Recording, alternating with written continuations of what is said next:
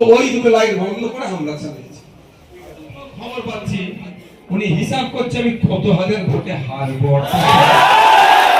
ধন্যবাদ জানাই আপনাদের মতো ভাঙড়ের রমণীয় মানুষকে, ধন্যবাদ জানাই তারা নতুন করে আবার প্রমাণ করে দিচ্ছে এই মাটিতে নওশাদ সিদ্দিকীকে ডিস্টার্ব করলে সে তার ঠাঁই হবে। তবে নওশাদ ভাইজানের জন্য শুধু রাস্তায় নামলে হবে না, ভাঙড়ের আইএসএফ এর নেতৃত্বের সাথে আগামী দিনে যদি কেউ কি এই ধরনের কিছু করে তার জন্য আমাদেরকে রাস্তায় নামতে হবে। রাজ প্রস্তুত আছে? ভাঙড়ে একটা সাধারণ মানুষের উপর যদি অত্যাচার হয় আমরা এই ধরনের ঐক্যবদ্ধ রাস্তায় না বলে নিয়ে মৌলি মুকুন্দি দিয়ে যখন পার হচ্ছিলাম আমরা সরে যাচ্ছিলাম প্রথম দ্বিতীয় প্রোগ্রামে আমাদের তখন আমাদের মহিলাদের র্যালি চলছিল। সে কোনো খারাপ ভাষা ব্যবহার করে মহিলাদের উদ্দেশ্যে কটূক্তি, শুধু তাই না আমাকে তো যা দেওয়া দিচ্ছে ওটাই ভাবিনি। তারপর একটা হিংসার পরিবেশ তৈরি করতে চেয়েছিল রাহুল যা ওখানে আসাদুল সম্ভবত ওরা ছিল, ওরা গাছ করে ওরা কি করলো পার করে দিল। প্রশাসনের উপর রাগ এজন্যই হলো দূরে দাঁড়িয়ে দাঁড়িয়ে সবাই দেখছি যেখানে এই ধরনের হচ্ছে প্রশাসনের কাজ কি সেগুলোকে টার্গেট করে দিল। সেই জন্য প্রশাসনের উপর তারা আস্তে আস্তে আস্তে হয়। আমাকে 2 মিনিটে বলবো, এত রাতে এত কথা বলা উচিত না, বুঝতে পেরেছ? প্রশাসন করে দিলে প্রশাসনকে একটু তাড়াতাড়ি দিলাম বাদ বিতানদের করা। তারপরে কিন্তু প্রশাসনের পক্ষ থেকে যথেষ্ট ভোট দিয়েছিল, যখন ফিরে এসেছে কোনো অসুবিধা নেই, এটা প্রথমেই দেওয়া দরকার ছিল।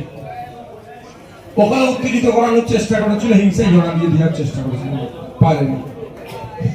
40 সালে যখন আমি প্রোগ্রামে যাই, আমি যাওয়ার বেশ কিছুক্ষণ ধরে ওখানে লাইট বন্ধ করে রাখি, যদি আমাদের জেনারেটর ছিল ওটা ব্যাপার নয়, কিন্তু আটকে রাখি। আমি যাওয়ার কিছু পূর্বে তাদেরকে চালু করে দেয়, ঠিক আছে।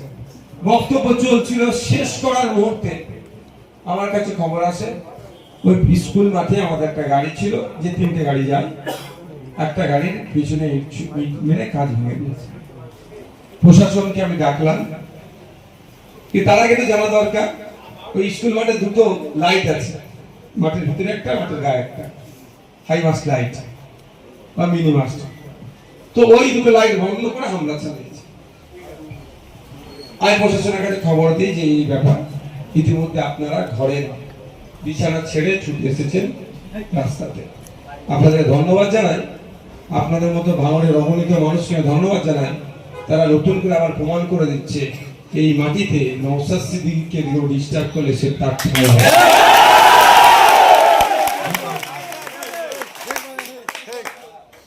আপনারা ইতিমধ্যে আপনারা অবরোধ শুরু করেছেন।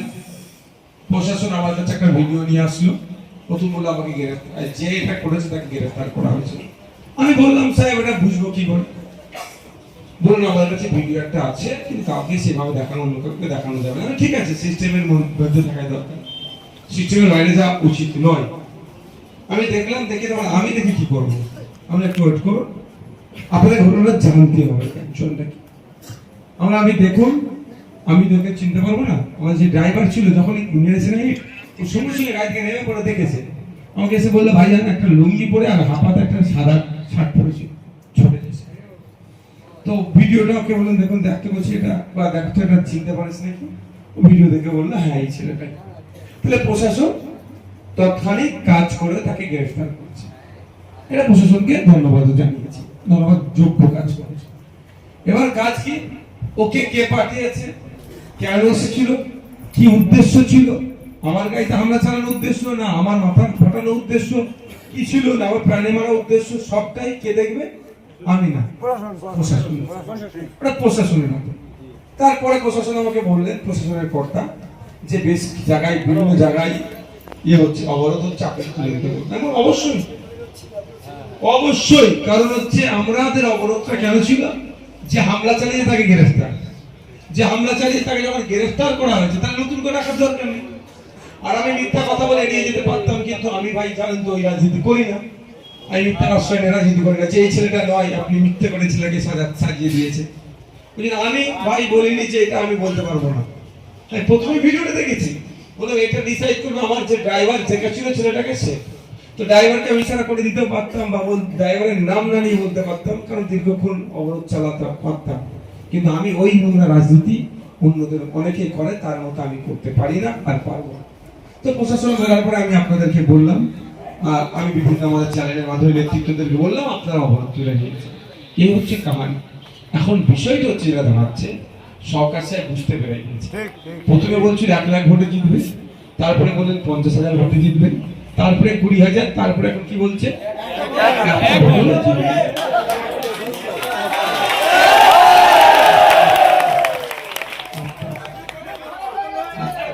ঠিক আছে। তো এখন আমি যখন খবর পাচ্ছি উনি হিসাব করছে আমি কত হাজার ভোটে হারবো, সেই জন্য ওনারা সেইভাবে শারীরিক ওনার মধ্যে সুস্থতা লক্ষণ আমরা দেখতে পাচ্ছি। উনি যেহেতু কিছু কোনো ধরনের অঘটন ঘটিয়ে দিতে পারে, তাই আমাদেরও সতর্ক থাকতে হবে, আইসিএফের নেতৃত্বদেরকে সতর্ক থাকতে হবে, ভাঙড়ের সাধারণ মানুষকে সতর্ক থাকতে হবে, ভাঙড়ের প্রশাসনকে সজাগ থাকতে হবে, ভাঙড়ের ইলেকশন অবজারভারকে সজাগ থাকতে হবে, election commission of India, West বেঙ্গলের সিও স্যারকেও সজাগ থাকতে হবে। কারণ পাগলা যেভাবে পাগলামি করতে শুরু করেছে বিভিন্ন জায়গায় দেখছি একটা অঘটন ঘটিয়ে দিতে পারে তার দলবলের লোকেরা, তার নির্দেশে। তো কথা হচ্ছে হারের আতঙ্কে স্ত্রী এই ধরনের কাজ করছে। আমরা তার পাতা ফাঁদে পা দেবো না তো। আমরা 5 বছর ধরে মার খেয়ে একে জেল খেয়ে একে এক জায়গায় এসে দাঁড়িয়েছি। আমাদের কাছে ভাঙড় এই বড় চান্স, চিরজীবনের জন্য বোম গুলি হিংসা মুক্ত ভাঙড় তৈরি করার সুযোগ এসেছে। আমরা ফাঁদে পাতা ফাঁদে পা দেবো? আমি তো অন্তত দেবো, অনুরোধ করবো আপনারা দেবেন। এখন ওরা বিগড়াতে চাইছে, কারণ 4 বছর ধরে আমরা মার খেয়েছি, 5 বছর ধরে মার খেয়েছি, আমরা মারিনি, কেস খেয়েছি, খুন হয়েছে আমাদের লোক, আমাদেরকে জেলে যেতে হয়েছে অনেক। এখানে কে বাকি আছে এখানে জেল খাটতে? আমরা মাথা ধরলে 20 থেকে 30,000 মাথা অনুযায়ী আমাদের কেস হয়েছে। কেন আমরা সহ্য করেছি?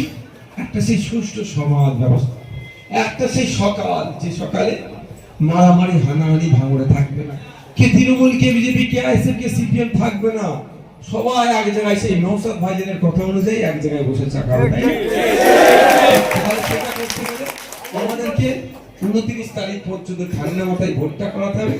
4 তারিখে গণনা থেকে সার্টিফিকেটটা নিয়ে আমাদেরকে বাড়ি ফিরতে হবে। তারপরে আমি কথা দিচ্ছি ভাঙড়ে আর কোনো গুন্ডামি মস্তানি হবে না, হবে না। কারণ যে কটা থাকবে সে কটা যা আজকে করছে সে যেতে, তার 4 তারিখের পরে তাদের আর সেই জায়গায় থাকবে না। রেকর্ড হচ্ছে নাকি মিলিয়ে নেবেন, মিলিয়ে নেবেন, তারা ভাঙড়ের চিরজীবনের জন্য এটা টোটালি বন্ধ হয়ে যাবে।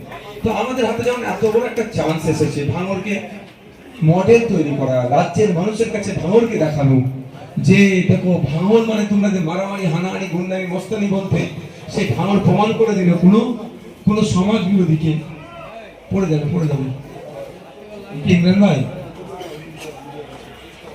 এটা নিচে নামা নিচে পড়ে যাবে আস্তে আস্তে। কি বলছে কথা বলো সেই, তাহলে ভাঙড় প্রমাণ করে দিল কোনো নটোরিয়াস ক্রিমিনালকে ভাঙড় থেকে জিততে দেব না। এটা রাজ্যের মানুষ কিন্তু ফলো করবে। আমাদের কাছে বড় একটা সুযোগ এসছে, একটা বড় অ্যাচিভমেন্ট, আমরা মাথা ঠান্ডা করবো। আমরা হয়তো কেউ আমাদেরকে উত্তেজিত করলে আমরা উত্তেজিত হব। আপনাদের এই ইউনিটিকে সত্যি আমার খুব ভালো লেগেছে। তবে নওশাদ ভাইজানের জন্য শুধু রাস্তায় নামলে হবে না, ভাঙড়ের আইএসএফ এর নেতৃত্বদের সাথে আগামী দিনে যদি কেউ কি ধরনের কিছু করে তার জন্য আমাদেরকে রাস্তায় নামতে হবে। রাজ প্রস্তুত আছে? ভাঙড়ে একটা সাধারণ মানুষের উপর যদি অত্যাচার হয় আমরা এই ধরনের ঐক্যবদ্ধ রাস্তায় না বলে নিয়ে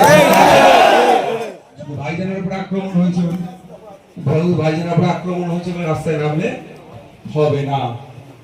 তো এই অ্যাক্টিভিটি, এই স্পিরিট আমরা 4 তারিখ রেজাল্ট যতক্ষণ না পাচ্ছি আমাদেরকে চালিয়ে যেতে হবে। 4 তারিখ পর্যন্ত রেজাল্ট পাওয়া পর্যন্ত আমরা চালাতে পারলে আগামী যুগ ধরে আমাদেরকে আর রাস্তা অবরোধ করতে লাগবে না। হিংসা করেছে তার নামে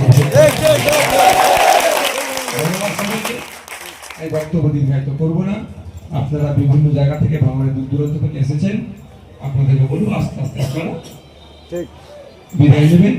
রাস্তাঘাটে কারো প্রয়োজনে পা দেবেন না। কোনো ধরনের যদি কোনো মনে হয় অশান্তিমূলক কাজ হচ্ছে সঙ্গে সঙ্গে প্রশাসনকে খবর দেবে আর আমাদেরকে জানাবেন। প্রশাসনের কাজ হচ্ছে ওটাকে আটকানো। প্রশাসন যদি না যায় আমাদের পক্ষ থেকে আবার প্রশাসনকে জানাবো, প্রশাসন ব্যবস্থা গ্রহণ করবে। দেখুন আজকে 10 থেকে মিনিটের আমি টাইম দিচ্ছি, 15 থেকে 20 মিনিটের মধ্যে গ্রেফতার করে নিয়েছে। তো প্রশাসন চাইলে সব পারে তো, প্রশাসনকে করাতে হবে কাজটা, সুযোগ দিতে হবে, জায়গা দিতে হবে। ঠিক আছে, ধন্যবাদ সকলকে। শুভরাত্রি আপনাদের প্রত্যেককে। আস্তে আস্তে বিদায়।